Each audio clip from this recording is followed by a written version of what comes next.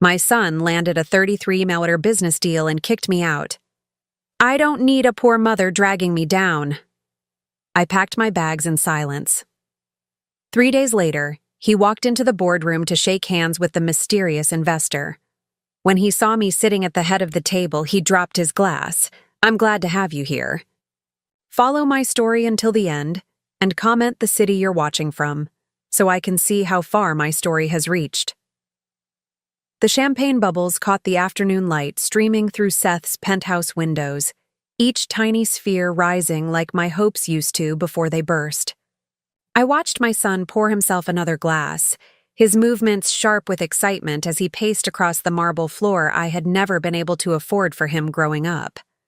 $33 million, Mom. Can you believe it? Seth's voice carried that edge of triumph I had heard so rarely in his 41 years. The biggest deal of my career.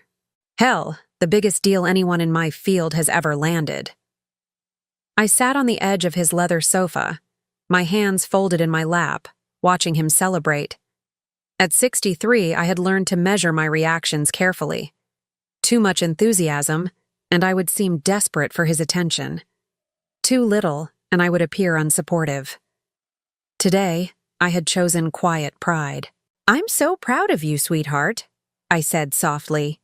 You've worked so hard for this. Seth stopped pacing and looked at me with an expression I couldn't quite read.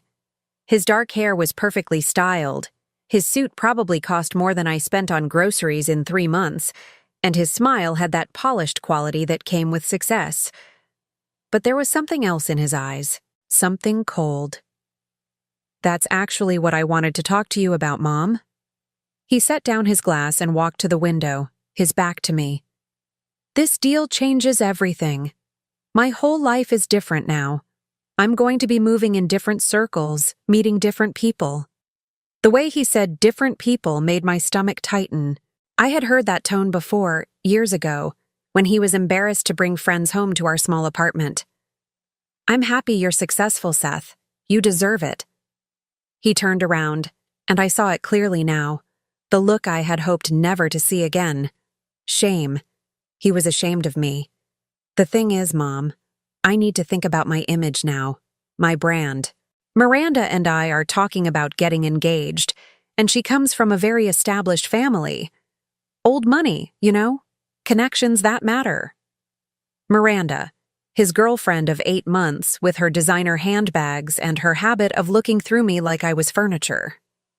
I had met her 3 times, and each time she had found reasons to redirect conversations away from my presence. I see, I said, though I didn't see it all. Or maybe I saw too clearly. Seth ran his hand through his hair, a gesture left over from childhood. I've been thinking that maybe it's time for you to explore other living arrangements. The words hit me like cold water. I blinked once, twice, trying to process what he had just said.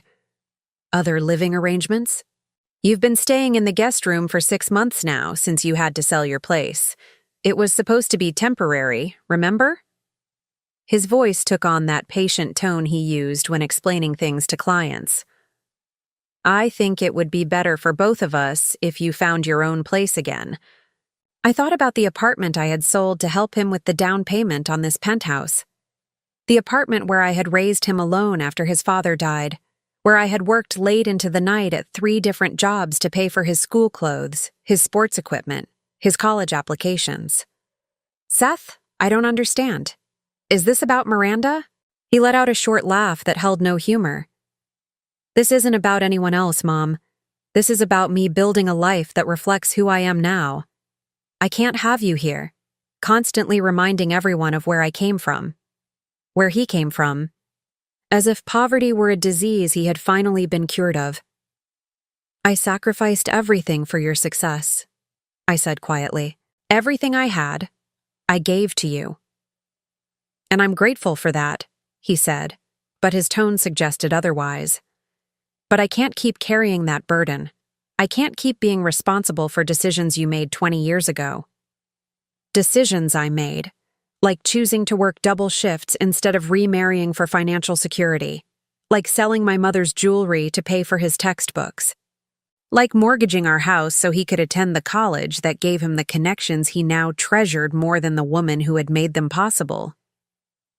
Where am I supposed to go, Seth? He walked to a desk drawer and pulled out an envelope. I've looked into some nice senior communities, very affordable. This should help with the deposit in first few months.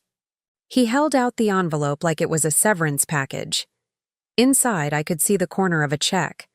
My hands trembled slightly as I took it, but I didn't open it. I couldn't bear to see the dollar amount he had calculated my worth to be. I need you to understand, this isn't personal, Seth continued. It's just business. I have to think about my future now. His future. Not our future. Not the family we were supposed to be. Just his future. Clean and polished and free from the embarrassment of a mother who worked at the grocery store for 15 years to keep him fed. I stood up slowly, my knees protesting the movement. At 63, I felt every year of struggle in my bones. When do you need me to leave? The sooner the better. Miranda's parents are coming to dinner next weekend, and I'd prefer if. He didn't finish the sentence. He didn't need to. I walked to the guest room where I had been staying and began pulling my clothes from the drawers. Everything I owned fit into 2 suitcases. 41 years of being his mother, and this was what I had to show for it. 2 suitcases and an envelope I was afraid to open. Seth appeared in the doorway as I zipped the second suitcase. Mom, I want you to know that this doesn't change how I feel about you. I looked at him, this man I had raised, this stranger wearing my son's face. How do you feel about me, Seth? He opened his mouth, then closed it.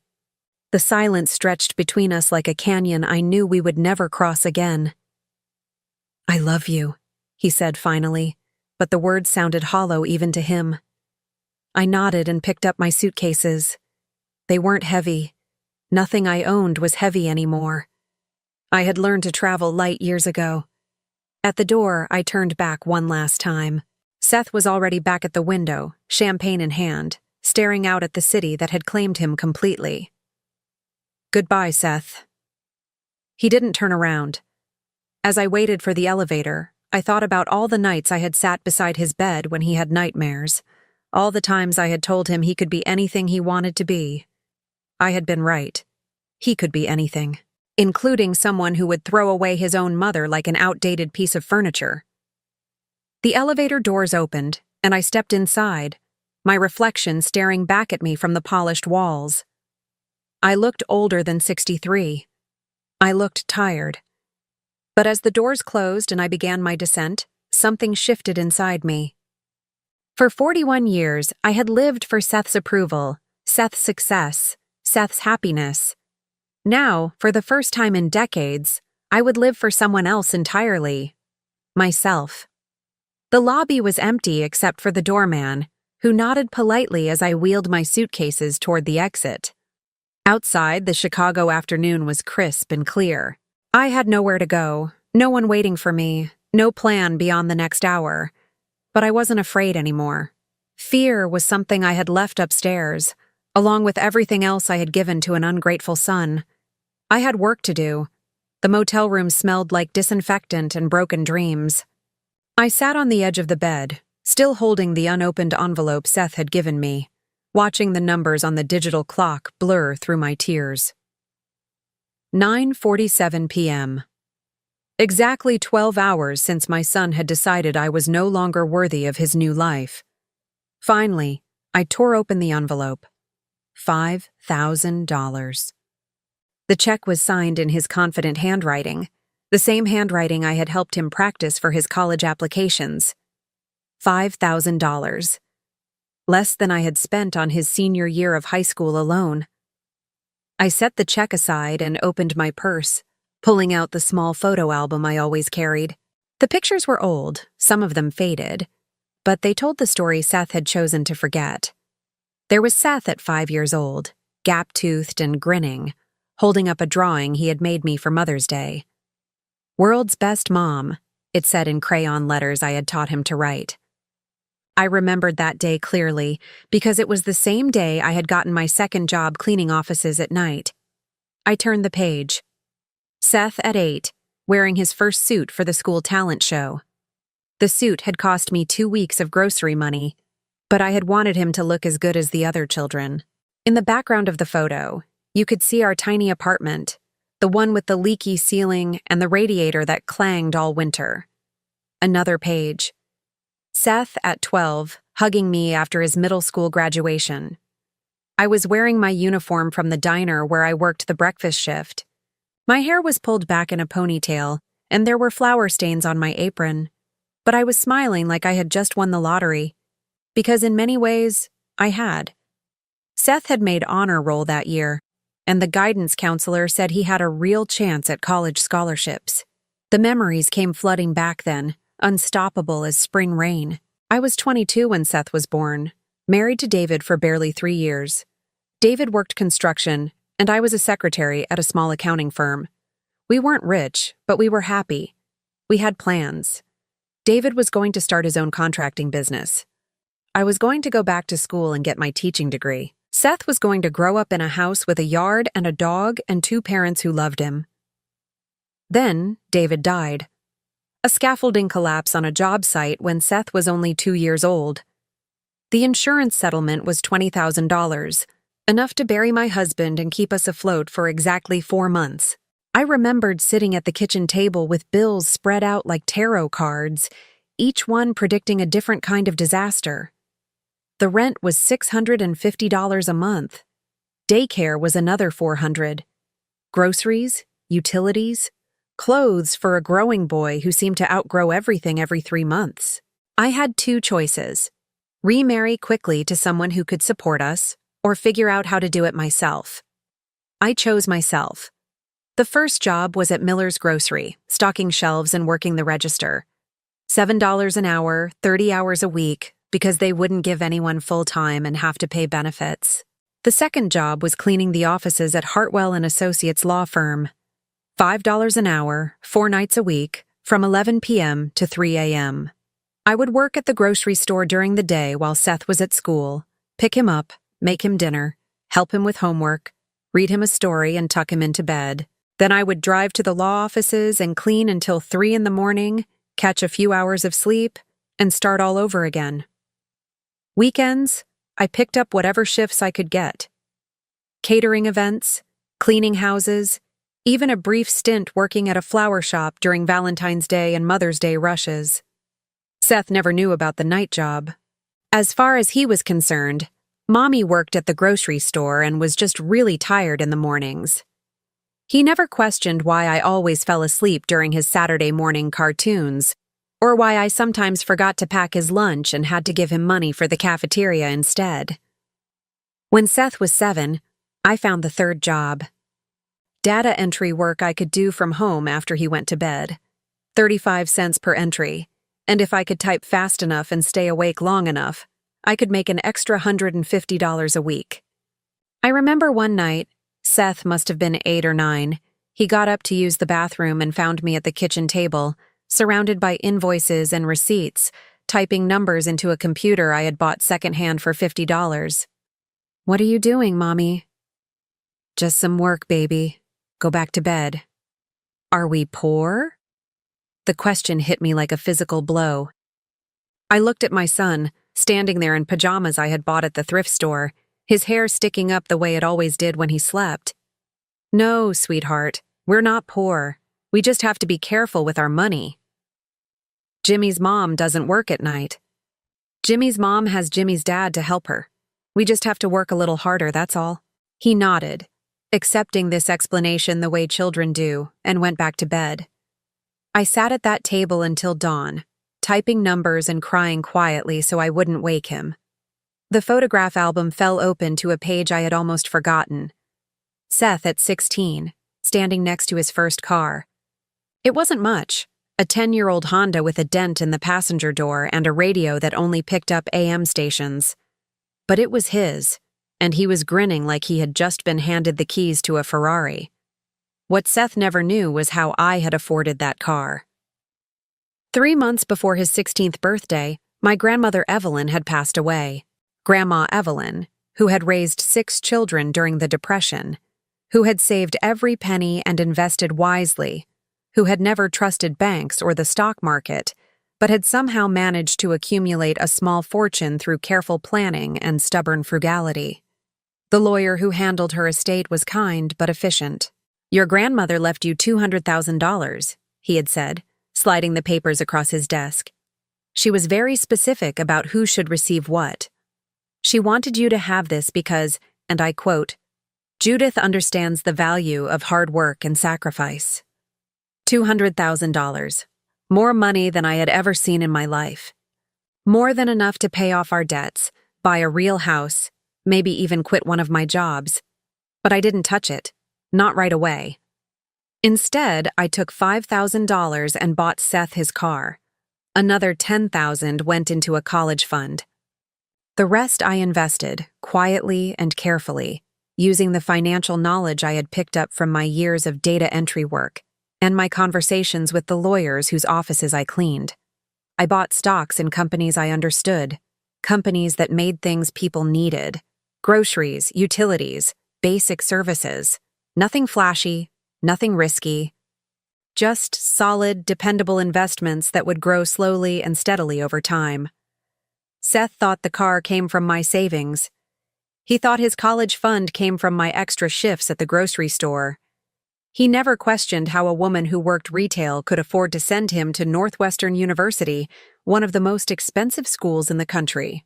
The truth was, by the time Seth graduated high school, my grandmother's $200,000 had grown to nearly $400,000.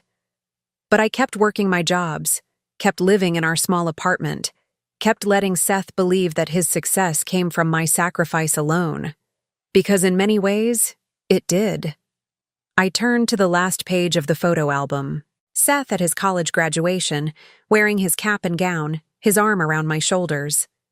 I was wearing the best dress I owned, a blue dress I had bought on clearance 3 years earlier. My hair was gray at the roots because I couldn't afford to keep up with the color treatments. But I was smiling.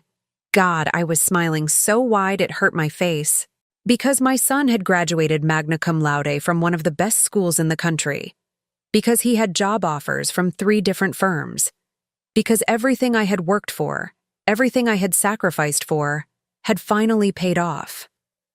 "I'm going to make you proud, Mom," he had whispered in my ear as the photographer snapped the picture. "I'm going to pay you back for everything. Every sacrifice, every late night, every time you went without so I could have something. I promise." I believed him. For 20 years, I believed him. Now, sitting in this motel room with his $5,000 dismissal check in my hands, I realized how naive I had been. Seth hadn't forgotten about my sacrifices. He had simply decided they embarrassed him. But what Seth didn't know, what he had never known, was that while he was building his career and his connections and his new life, I had been building something too. Something he was about to discover the hard way. I closed the photo album and reached for my phone.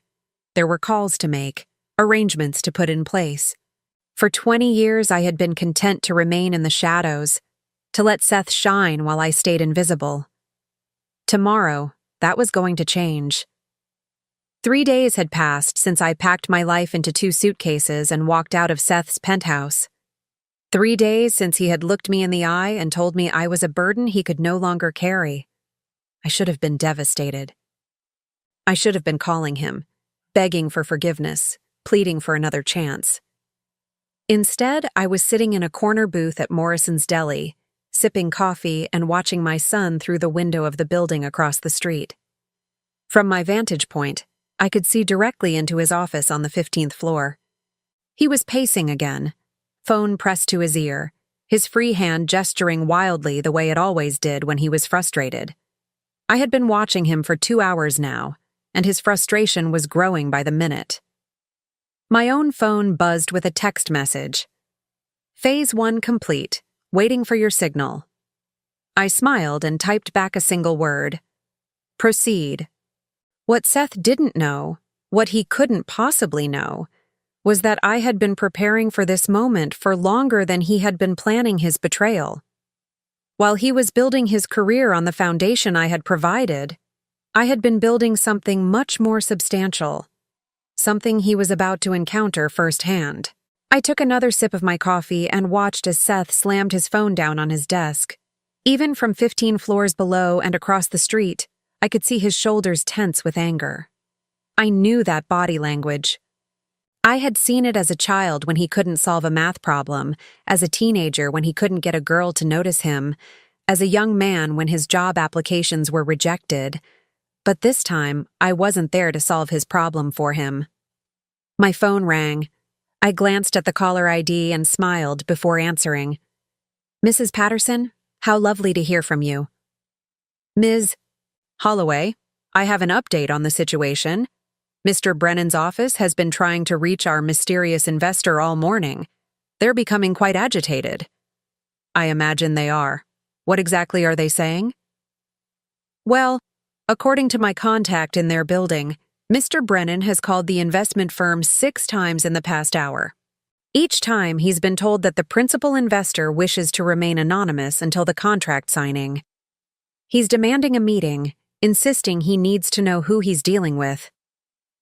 I leaned back in the booth, satisfaction warming my chest more effectively than the coffee ever could. "And what did you tell them?" "Exactly what you instructed. The investor is a very private individual who prefers to conduct business through intermediaries until the final stages. The meeting will take place tomorrow at 3 p.m. at the Sterling Building, 32nd floor. Mr. Brennan should come alone." "Perfect. And the contract modifications?"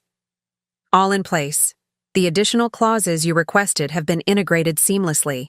I don't think Mr. Brennan will notice them until it's too late." I hung up and looked back at Seth's office window. He was standing now, both hands pressed against the glass, staring down at the street as if he could somehow see through the buildings to identify the person who held his future in their hands. If only he knew how close he was looking. The truth was, I had been watching Seth's career much more closely than he realized. Every promotion, every deal, every contact he made, I knew about it. Not because I was spying on him, but because the business world was smaller than people thought, especially when you had the right connections. And I had been building those connections for 20 years. It started with Mrs. Patterson, the senior partner's secretary at Hartwell and Associates, the law firm where I had cleaned offices for 7 years. Patricia Patterson was a widow in her 50s who worked late most nights, just like me. While I emptied trash cans and vacuumed carpets, she would still be at her desk, typing briefs and organizing files. We started talking during my 2nd year there. Just small conversations at first. "How was your day? Cold enough for you? Is your son doing well in school?" Gradually, those conversations became longer. Patricia would make me coffee during my breaks, and I would sit in the reception area and tell her about Seth's latest achievements. She would share stories about the cases the firm was working on, the corporate deals they were structuring, the investment opportunities that came across their desks. Patricia had worked for powerful lawyers for 30 years.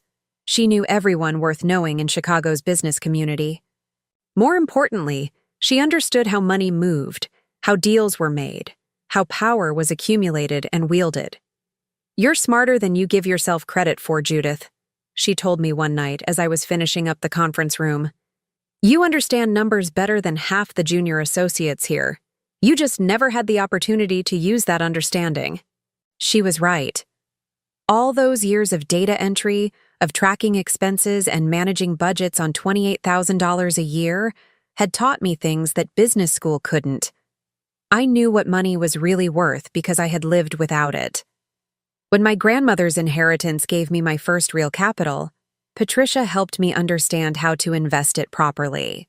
Not in flashy stocks or risky ventures, but in solid, established companies that provided essential services. Utilities, healthcare, basic consumer goods. "Rich people get richer by being boring," she explained. "They buy things that people need, not things that people want." Over the years, Patricia introduced me to others. Her cousin Marcus, who worked at an investment bank. Her neighbor Ellen, who was a CPA for several major corporations. Her brother-in-law James, who managed pension funds for municipal employees. Slowly, carefully, I built a network of people who understood money and how to make it grow. And because I had helped clean their offices, organized their files, made their coffee during late nights, they trusted me in a way they would never trust someone who walked in off the street with a business proposition. My investments grew. 200,000 became 400,000.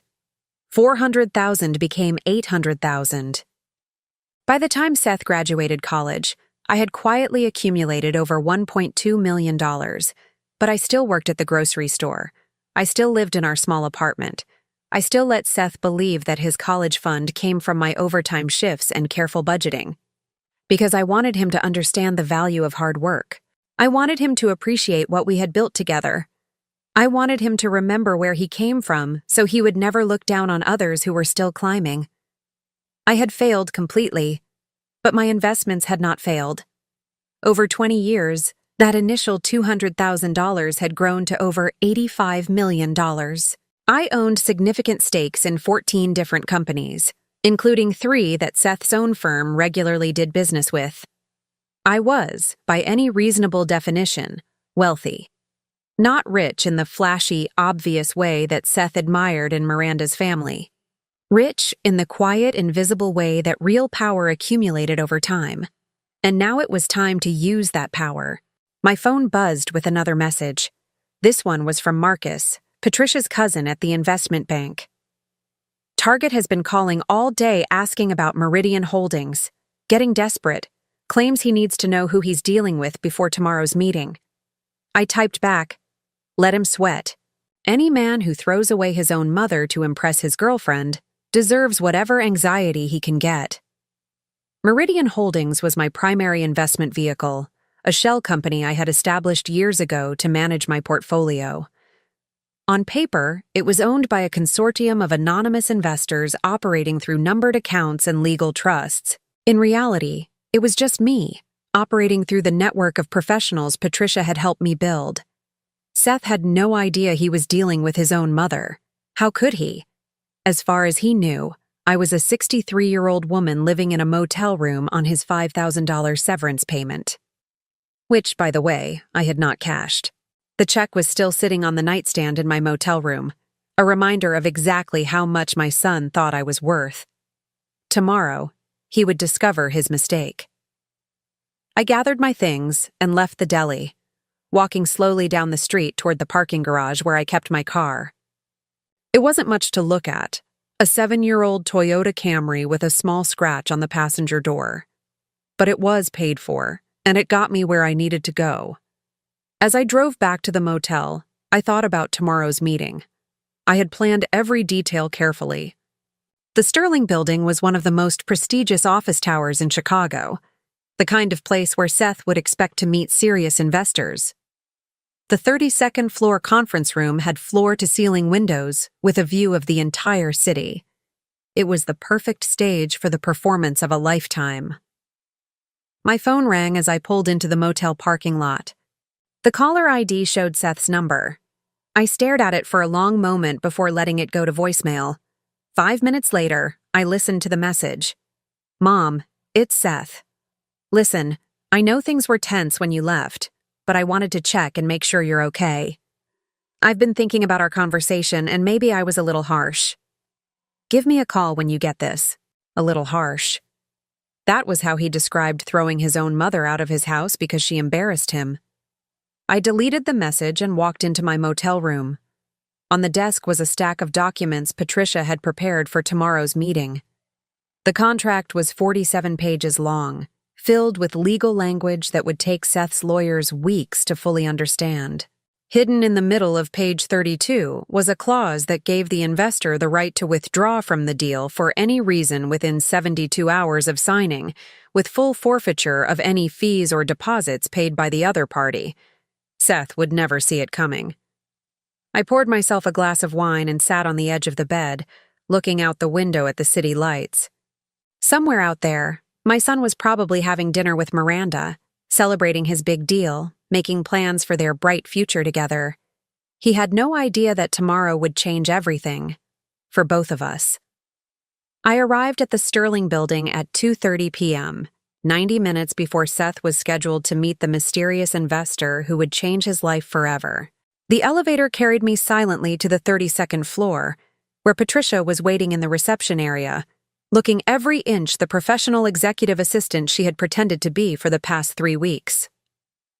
"Everything is ready, Ms. Holloway," she said, her voice carrying just the right amount of deference.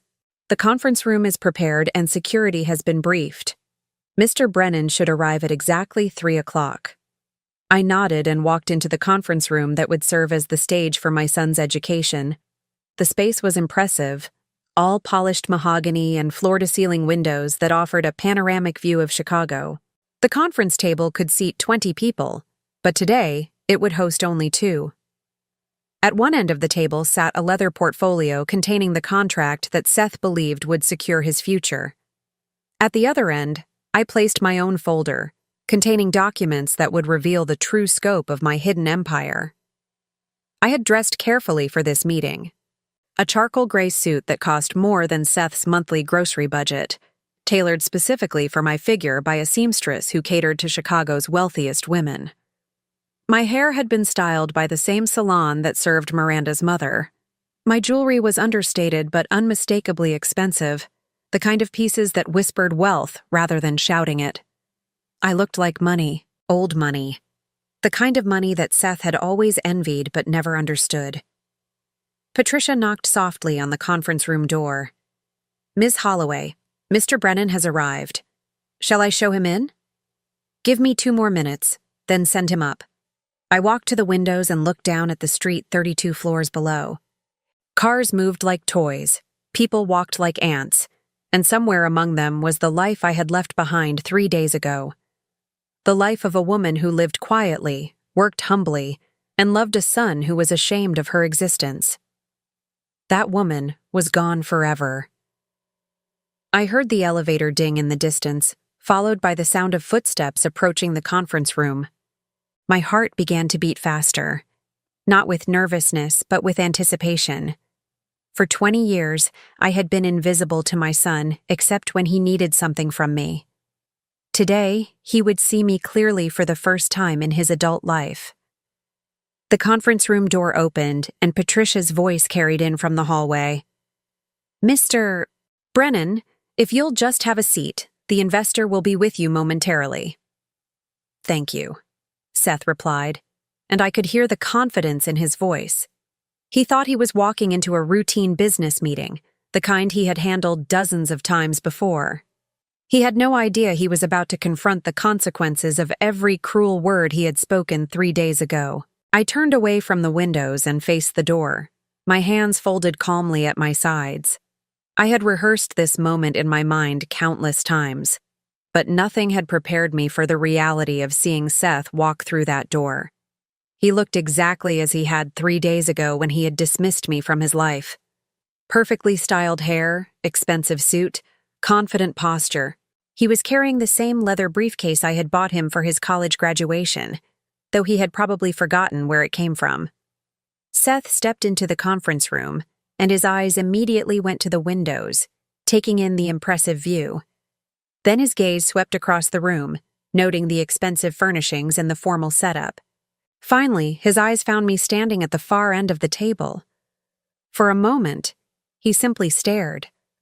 I watched as confusion flickered across his face, followed by recognition, then disbelief.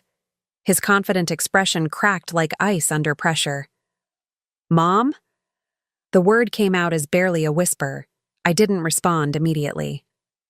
Instead, I walked slowly to the head of the table and sat down in the chair that had been positioned to face him. I opened my leather portfolio and withdrew a set of documents, arranging them neatly in front of me. "Hello, Seth. Please, have a seat."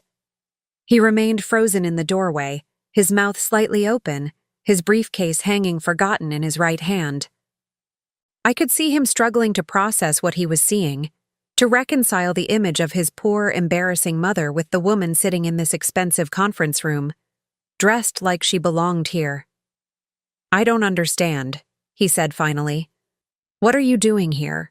Where is the investor?" I gestured to the chair across from me. "Sit down, Seth. We have business to discuss." He moved slowly, mechanically, like a man in a dream. Or perhaps a nightmare. He pulled out the chair and sat down heavily, setting his briefcase on the table with trembling hands.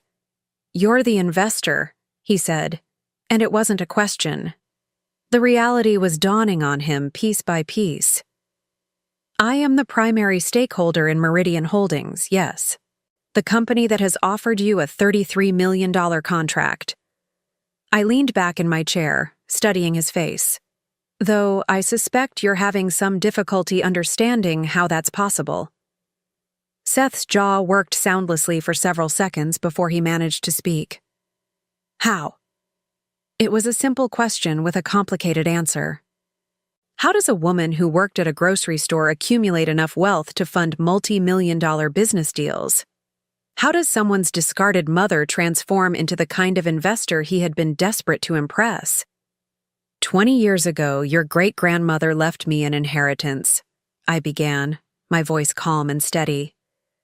$200,000 that she had saved through decades of careful living and wise investments. I could have used that money to make our lives easier.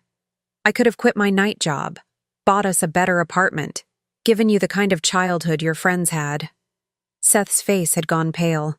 He was beginning to understand the scope of what he had never known. Instead, I invested it.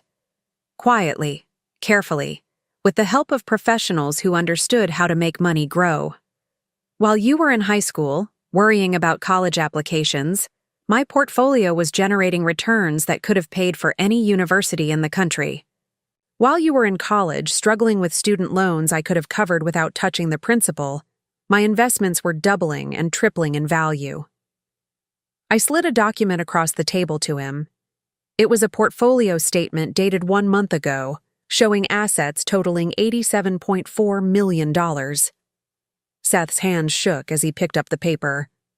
I watched him scan the numbers, his eyes growing wider with each line item.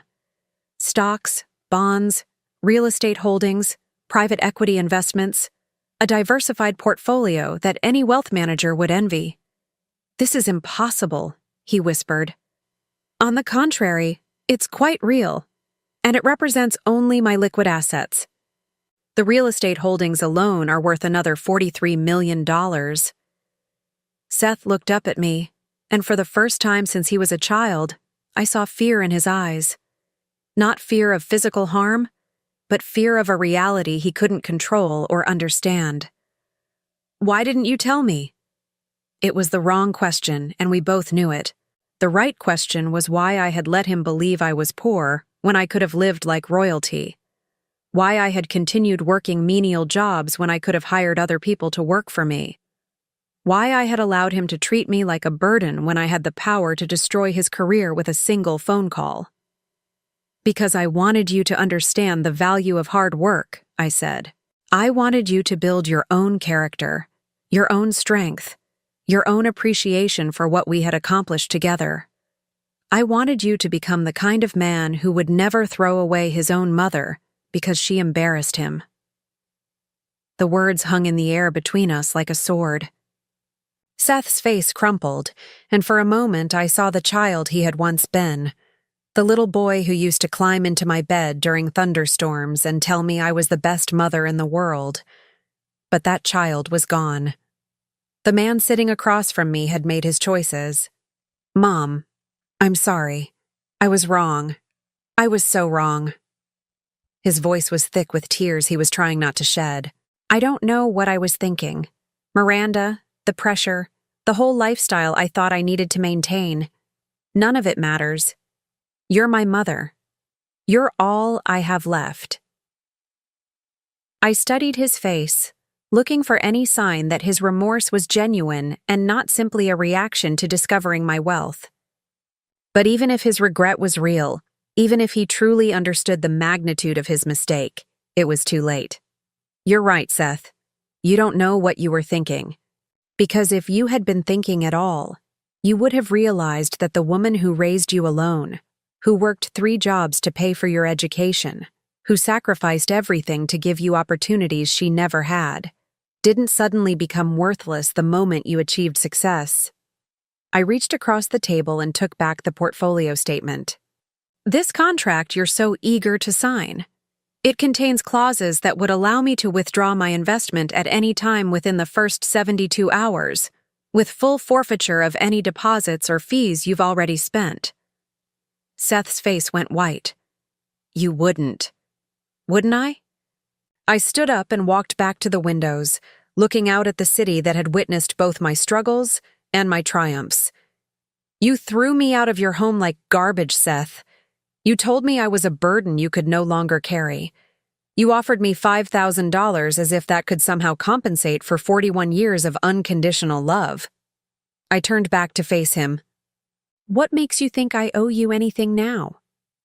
Seth rose from his chair and took a step toward me, his hands outstretched in a gesture of pleading. Because I'm your son. Because family forgives. Because you love me. You're right, I said quietly. I do love you. I will always love you because that's what mothers do. But love doesn't mean accepting disrespect. It doesn't mean allowing you to treat me as disposable whenever it's convenient for you. I walked back to the table and gathered my documents. You have 24 hours to decide what kind of man you want to be, Seth. The contract will remain valid until tomorrow at 3 p.m. After that, Meridian Holdings will be pursuing other investment opportunities. I moved toward the door, then paused and looked back at him one final time. And Seth, if you choose to salvage this deal, it won't be because I'm your poor, grateful mother who should be thankful for whatever scraps you throw my way. It will be because you've proven you're worthy of working with me as an equal. I left him sitting alone in that conference room, surrounded by windows that showed him the entire city, but couldn't help him see the person he had become. As the elevator carried me down 32 floors, I felt something I hadn't experienced in years. Not satisfaction, not revenge, but the simple, clean feeling of a debt finally being acknowledged. Tomorrow, Seth would make his choice, and I would be ready for whatever he decided. The 24 hours I had given Seth felt both endless and impossibly brief. I spent them in my motel room, fielding phone calls from Patricia and Marcus, reviewing financial documents and trying not to think about the 13 voicemails Seth had left on my phone since yesterday's meeting. I hadn't listened to a single one. At 9 a.m., there was a knock on my motel room door. I knew it would be him before I even looked through the peephole. Seth stood in the hallway, still wearing yesterday's suit, his hair disheveled and his eyes red-rimmed with exhaustion. He looked like he hadn't slept in days, which he probably hadn't. I opened the door but didn't invite him in. Mom, please, we need to talk. I said 24 hours, Seth. You still have 6 hours remaining. I know, but I couldn't wait. I've been thinking all night about what you said, about everything I've done, and you're right. I was wrong. Completely, utterly wrong. I leaned against the doorframe, studying his face. The confidence that had defined him 3 days ago was gone, replaced by something that looked like genuine remorse. But I had seen Seth manipulate people before. I had watched him charm teachers into giving him extensions, talk his way out of speeding tickets, convince employers to hire him over more qualified candidates. What exactly were you wrong about, Seth? Everything. The way I treated you, the things I said, asking you to leave, all of it. He ran his hands through his hair, a gesture that reminded me painfully of the little boy he used to be. I was so caught up in this image I thought I needed to project, this persona that Miranda and her family expected, that I forgot who I really was. I forgot who raised me. And who raised you? The strongest woman I've ever known, someone who worked herself to exhaustion to give me opportunities I never appreciated, someone who loved me unconditionally even when I didn't deserve it. The words sounded right, but there was something rehearsed about them, as if he had practiced this speech in his bathroom mirror. Seth, are you apologizing because you're genuinely sorry for how you treated me, or because you discovered I'm worth $87 million? He flinched as if I had slapped him. That's not fair. Isn't it? 3 days ago, you told me I was a burden. You gave me a $5,000 check and asked me to disappear from your life. Yesterday, you discovered I could fund your entire company, and suddenly you remember that you love me. How is that not fair to ask? Seth's shoulders slumped. I know how it looks. I know the timing makes everything I say sound hollow. But Mom, I swear to you, the money doesn't matter. I would give up the contract, the deal, all of it, if it meant having you back in my life. Would you? Yes, absolutely. I stepped back into the room and gestured for him to follow. He sat heavily on the edge of the bed while I took the chair by the window. For a moment, we just looked at each other across the distance that had grown between us over the years. Tell me about Miranda, I said finally. Seth's face darkened. What about her? Does she know you threw your mother out of your home? Have you told her about our conversation 3 days ago? No. Why not? Because. He trailed off, staring at his hands. Because I was ashamed. Of what? Of me or of yourself? Of myself. His voice was barely a whisper. I was ashamed that I could be that cruel to the person who gave me everything.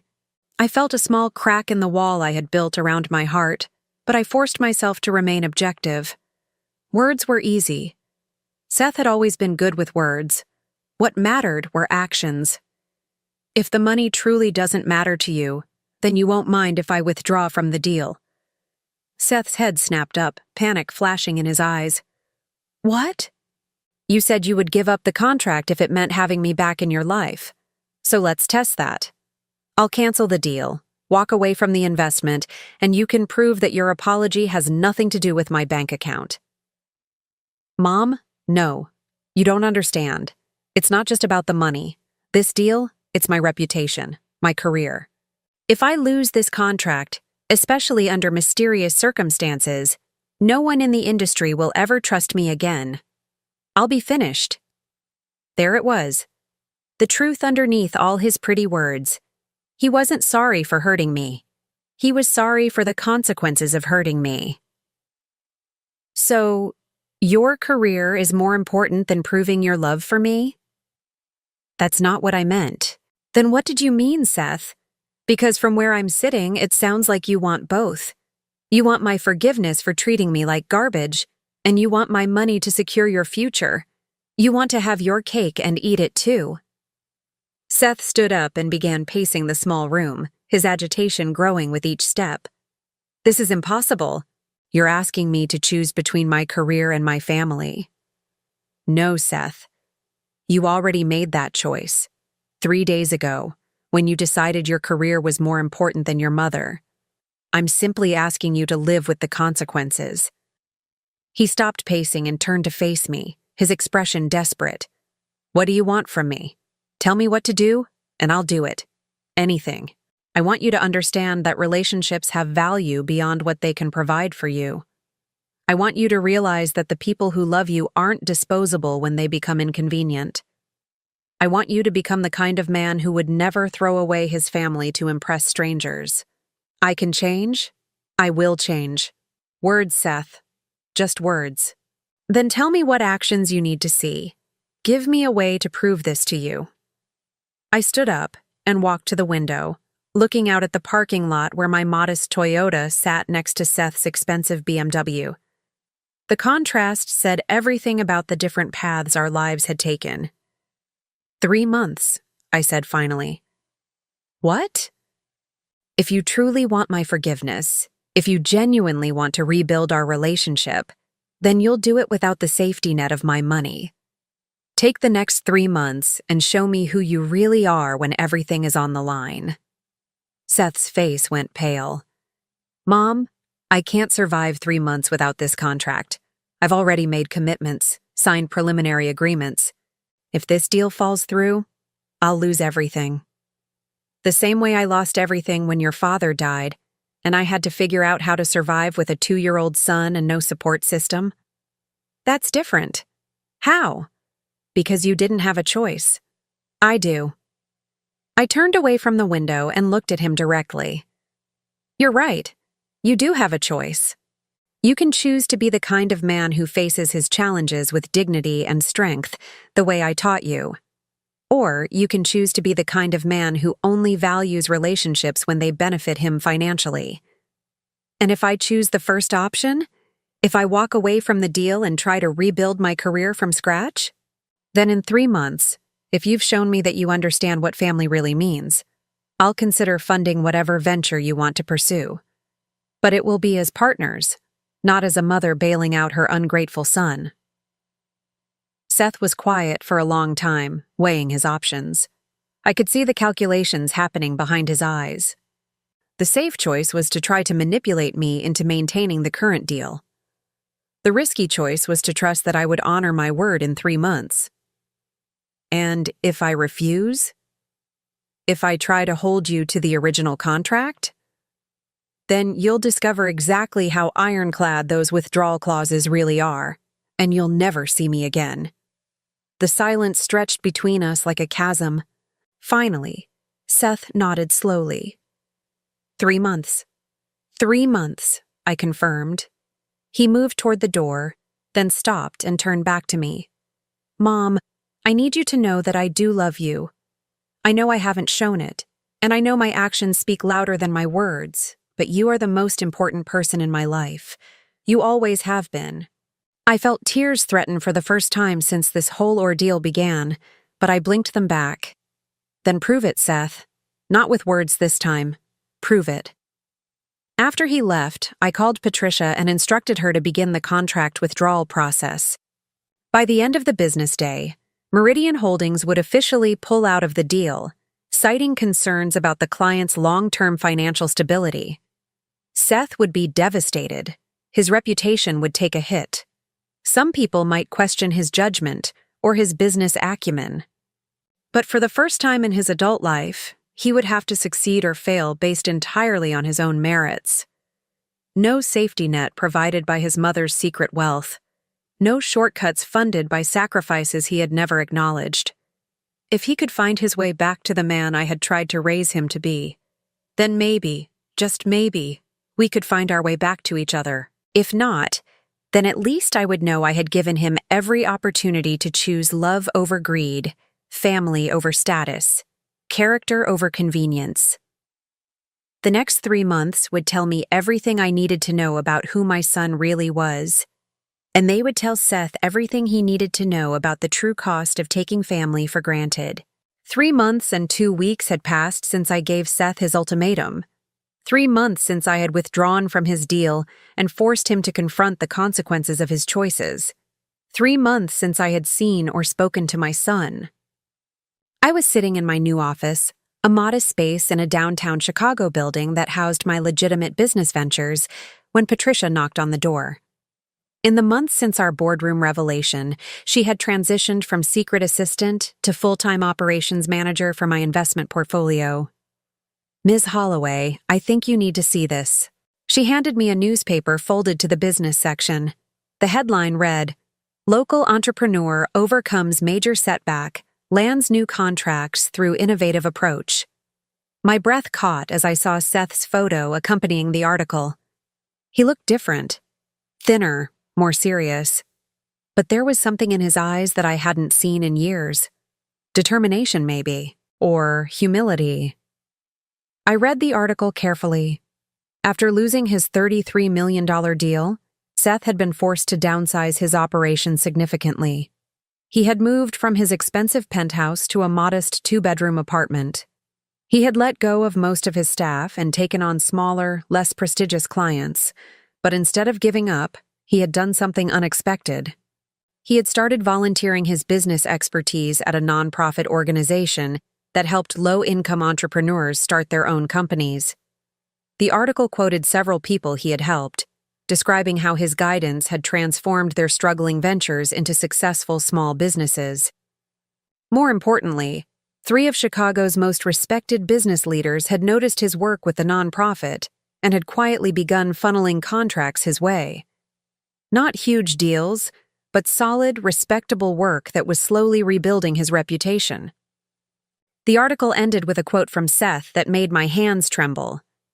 Success means nothing if you achieve it by forgetting where you came from or who helped you get there. I lost sight of that for a while, but I'm grateful for the wake-up call that brought me back to my values. I set the newspaper down and stared out my office window. Patricia waited quietly for my reaction. "Has he tried to contact me?" I asked finally. "Not directly, no, but I've been monitoring his activities as you requested. He broke up with Miranda 6 weeks ago. Apparently, she wasn't interested in dating a man who lived in a 2-bedroom apartment and spent his weekends teaching business plans to single mothers." I felt a small smile tug at the corners of my mouth. "And his work with the nonprofit?" "Genuine, as far as I can tell. He's been putting in 20 to 30 hours a week, completely unpaid. The people he's helped speak very highly of him. One woman said he reminded her of her own son, and that he treated her with the same respect he would want someone to show his own mother." My throat tightened at those words. "There's something else," Patricia continued. She pulled out another folder and opened it on my desk. "He's been trying to track down the ownership of your old grocery store, Miller's Grocery, where you worked for 15 years. I looked up sharply. "Why?" "The building is for sale, has been for 2 months. Seth has been inquiring about purchasing it, though I can't imagine he has the capital for that kind of investment right now." My mind raced. Miller's Grocery had closed down 5 years ago when the chain was bought out by a larger corporation. The building had sat empty ever since, slowly deteriorating in a neighborhood that was struggling economically. "Patricia, I want you to arrange a meeting." "With Seth?" "No, with the current owner of the Miller's building, and I want you to do it quietly. Use one of our shell companies." She nodded and made a note. "May I ask what you're planning?" "I'm planning to find out if my son has truly learned what family means, or if he's simply gotten better at pretending." 2 days later, I owned the Miller's Grocery building. The purchase had been straightforward, though expensive. The building needed significant renovation, and the neighborhood wasn't exactly prime real estate. But I hadn't bought it as an investment. I had bought it as a test. That afternoon, I called Seth. He answered on the first ring. "Mom?" His voice was breathless, hopeful, uncertain. "Hello, Seth. I was hoping we could meet." "Yes, God, yes. Where? When?" "Miller's Grocery, the old building. Do you remember where it is?" There was a pause. "Of course I remember." "Mom? Why there?" "Because that's where this story began. If it's going to end differently, that's where it needs to happen." I arrived at the building first, using my key to let myself into the empty space. 15 years of my life had been spent in these aisles, behind that register, stocking those shelves. I could still smell the faint scent of produce and floor cleaner, still hear the hum of the refrigeration units that had been removed years ago. This was where I had learned the value of honest work, where I had earned the money that helped Seth through his early years, where I had been treated with respect by coworkers and customers who didn't care about my education or my background, but valued the fact that I showed up every day and did my job well. Seth arrived 20 minutes later. He knocked on the glass door even though he could see me inside, waiting for permission to enter. I walked over and unlocked the door, studying his face as he stepped into the empty store. He looked good. Not polished and artificially confident the way he had 3 months ago, but genuinely healthy. His hair was shorter, his clothes were simpler, and there was something settled about his demeanor that I hadn't seen since he was a child. "Mom," he said softly, "you look beautiful." I was wearing jeans and a simple sweater, clothes I never would have worn to meet with him during his successful period. But I could see in his eyes that he meant it. "You look different too," I said. "Better." We stood there for a moment, two people who had hurt each other deeply, trying to figure out how to bridge the gap that separated us. "I read about your work with the nonprofit," I said finally. Seth nodded. "It's been the most rewarding thing I've done in years. These people, they're fighting so hard to build something from nothing, and they're grateful for any help they can get. It reminds me of what? Of you. Of how hard you worked when I was growing up." I never really understood what that meant until I had to do it myself. I walked deeper into the empty store, my footsteps echoing in the vacant space. Seth followed, keeping a respectful distance. "Why were you trying to buy this building?" I asked. He stopped walking, and I could feel his surprise even though I wasn't looking at him. "How did you know about that?" "I know about a lot of things, Seth. Answer the question." He was quiet for a long moment. When he spoke, his voice was thick with emotion. "I wanted to turn it into a community center, a place where people in this neighborhood could get business training, financial counseling, job placement assistance. I wanted to call it the Judith Brennan Community Center." I turned around to face him, and I saw tears in his eyes. "I've spent the last 3 months thinking about all the ways you sacrificed for me, and I realized that the best way to honor that wasn't to get rich or successful or impressive. It was to do for other people what you did for me, to give them hope and support and a chance to build something better. You don't have the money for a project like that." "I know. I was going to try to get investors, maybe run a fundraising campaign. It would have taken years, but I thought maybe, if I could prove to you that I finally understood what really mattered, you might consider helping me make it happen." I reached into my purse and pulled out a set of keys. I held them out to Seth, and he stared at them without taking them. "What are these?" "The keys to this building. I bought it 2 days ago." Seth's mouth fell open. "You... what?" "I've been watching you for 3 months, Seth. Watching how you handled losing everything, how you chose to spend your time when you didn't think anyone was paying attention. Watching to see if the man I raised was still somewhere inside the person you had become." He took the keys with trembling hands. And I'm proud of you. For the first time in years, I'm proud of the man you've chosen to be." Seth broke down then, tears streaming down his face as he pulled me into a hug that lasted longer than any embrace we had shared since he was a child. I held him and felt the last of my anger dissolve, replaced by something much stronger and more lasting. Love. Not the desperate, one-sided love of a mother trying to earn her child's approval, but the mutual love of 2 adults who had chosen to value each other above everything else. When we finally pulled apart, Seth wiped his eyes and looked around the empty building with new purpose. "We're really going to do this? Turn this place into something that helps people?" "We're going to do this together," I said. "As partners, as family." "What about your other businesses, your investments?" "They'll continue.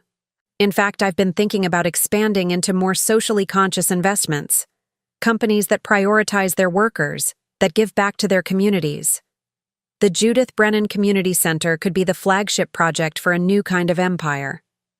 Seth smiled, and for the first time in years, it reached his eyes. An empire built on helping people instead of using them. Exactly. We spent the next hour walking through the building, talking about renovation plans and program ideas. Seth had clearly thought about this project in detail, and his enthusiasm was infectious. As we talked, I realized that somewhere in the process of losing everything he thought mattered, my son had found something much more valuable. He had found himself. As the sun set over the Chicago skyline, casting golden light through the dusty windows of Miller's Grocery, I felt a peace I hadn't experienced in decades. Not the peace of revenge satisfied or scores settled, but the peace of love restored and trust rebuilt. Seth had learned that wealth means nothing without wisdom, that success is hollow without service, and that family is the only investment that truly matters in the end. And I had learned that sometimes the greatest gift you can give someone is the space to fail, to struggle, and to find their own way back to the values that matter most. My empire would continue to grow, but it would be measured in lives changed rather than dollars accumulated. And my son, the man I had raised and lost and found again, would help me build something more lasting than money could ever provide. A legacy of love, service, and second chances. The silent empire I had built in the shadows would finally step into the light, not to dominate or control, but to lift up and empower. and at its heart would be the most valuable treasure I had ever possessed, a relationship with my son that was finally built on mutual respect rather than obligation. It had taken 44 years, but I had finally succeeded in raising the man I always knew Seth could become. And he had finally learned that the woman who loved him most was worth more than all the money in the world. Now I'm curious about you who listened to my story. What would you do if you were in my place? Have you ever been through something similar? Comment below. And meanwhile, I'm leaving on the final screen 2 other stories that are channel favorites, and they will definitely surprise you. Thank you for watching until here.